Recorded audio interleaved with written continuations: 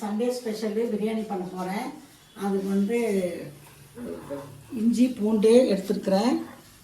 ஒரு ரெண்டு ரெண்டு கட்டு பூண்டு, அப்புறம் மிளகாய் வந்து ஒரு ஆளாக்குக்கு 6 மிளகான்னு சொல்லிட்டு 2 ஆளாக்குக்கு மிளகாய் எடுத்துருக்குறேன்.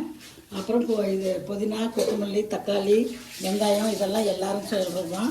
இதில் வந்து இங்கே பாருங்கள், கடல் பாசி, மராட்டி மொக்கு, இது பிரியாணி எல்லாம், இது கரம் மசாலாவுக்கு பட்டை லவங்கத்துக்கு பதில் இந்த கரம் மசாலா போடுவேன். 1/2 கிலோ இது. அதுக்கு இந்த ஆளாக்கில் 2 எடுத்தால் போதும். நான் கொஞ்சம் அரிசி இருக்கட்டும்னு சொல்லிட்டு 2.5 எடுத்துக்கிறேன். இது என்னென்னா, இதில் தண்ணி ஊற்றி ஊற வைப்பேன். ஊறினோடனே இவ்வளோ அரிசி வந்துச்சுன்னு வச்சுக்கோங்க, தண்ணி ஊற்றிட்டு அதே அளவுக்கு 2 இது தண்ணி ஊற்றிடுவேன். டம்ளர் கணக்கெல்லாம் எடுக்க மாட்டேன். அதுதான் இது. ஹலோ ஃப்ரெண்ட்ஸ், இங்கே பாருங்கள், பிரியாணி தாளிக்கிறேன். எண்ணெய் ஊற்றிருக்கிறேன். நல்லா எவ்வளோ எண்ணெய் ஊற்றிருக்குன்னு பாருங்கள்.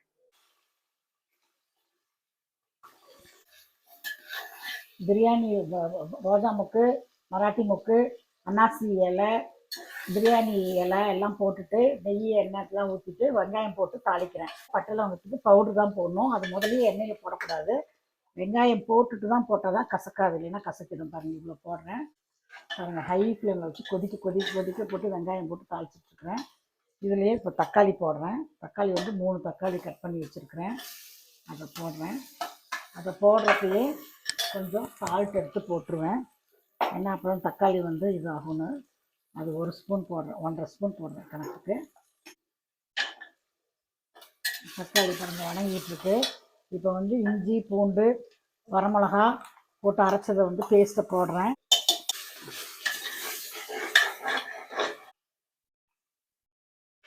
கொஞ்சம் தண்ணி மிக்சியை கலந்து ஊற்றிட்டேன். பாருங்கள், ஹை ஃப்ளேமில் வச்சதுனால 2 நிமிஷத்துலேயே நல்லா தக்காளி எல்லாம் இதாகிடுச்சு. எண்ணெய் பாருங்கள் பிரிஞ்சு வருது. நான் ஊற்றின எண்ணெய் வந்து பிரிஞ்சு வருது. இப்போ வந்து மட்டன், மஞ்சத்தூள், மிளகாத்தூள் இது போட்டு எலுமிச்சம்பழம் போட்டு பிசைஞ்சு வச்சுருக்கேன். அதை வந்து அப்படியே பெரிய பெரிய பீஸாகவே போடுறேன்.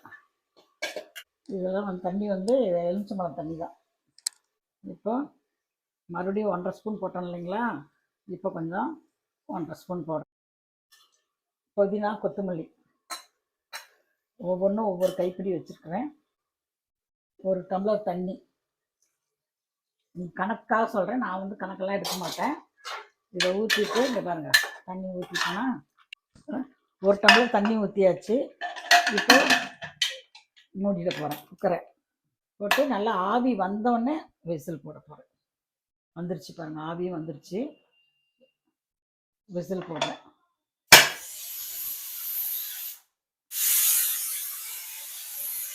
குக்கர் வச்சு 10 நிமிஷம் ஆச்சு. 3 விசில் ஹையில் விட்டேன். அதுக்கப்புறம் ஸ்லோ பண்ணி 10 மினிட்ஸ் கணக்கு வச்சுட்டு ஆஃப் பண்ணிட்டேன். அது நல்லா இதானோடனே திறக்கிறேன். பாருங்கள் எப்படி இருக்குது பாருங்கள். எண்ணெயெல்லாம் தேறி நல்லா தண்ணி வேறு நம்ம ஊற்றுனதை விட இன்னும் தண்ணி விட்டு நல்லா பாருங்கள் சாஃப்டாக பஞ்சு மாதிரி இதாகிட்டுருக்கு. இப்போ தண்ணியை ஊற வச்சுருந்தேன் இல்லைங்களா, அதை அப்படியே கொட்டுறேன். அதில் வந்து கலக்கணும்னா பாருங்கள் எப்படி இருக்குன்னு பாருங்கள். அதில் எவ்வளோ தண்ணி ஊற்றுறேன்னா அதே அளவு தண்ணி ஊற்றுறேன்.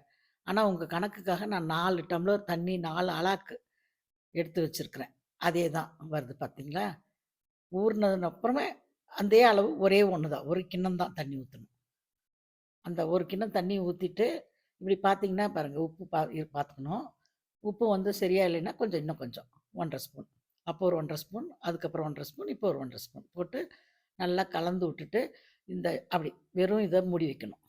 எதுக்காகனா தண்ணி இதுவும் ஒரு சேரணும்.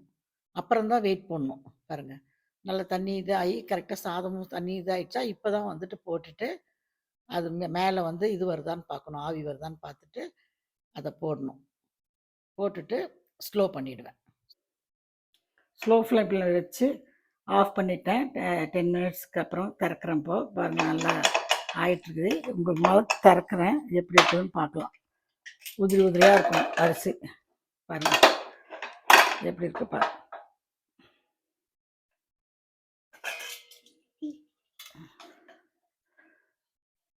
பார்த்தீங்களா, அரிசியெல்லாம் பாருங்கள் தம் வைக்கல, ஒன்றும் இல்லை.